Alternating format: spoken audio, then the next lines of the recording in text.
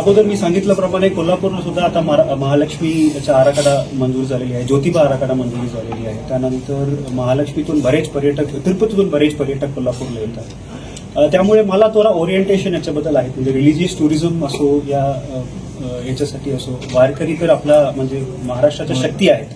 वारकरी परंपरा आहे तो महाराष्ट्राच्या शक्ती आहे. त्यामुळे मी अगोदर माझा बायको सीओ जिल्हा परिषद सातारामध्ये आहे. त्यामुळे मी अगोदर पण सर असताना इथे आलेली आहे. वारकरी मी पूर्ण वारी बघितलेली आहे मी. त्यामुळे याच्यामध्ये काम करायला मला खूप अभिमान वाटते आणि मी पर्टिक्युलरली मी भाग्यवान समजतो. म्हणजे पांडुरंगांना सेवा करायला मी भाग्यवान समजतो मी सर्वप्रथम.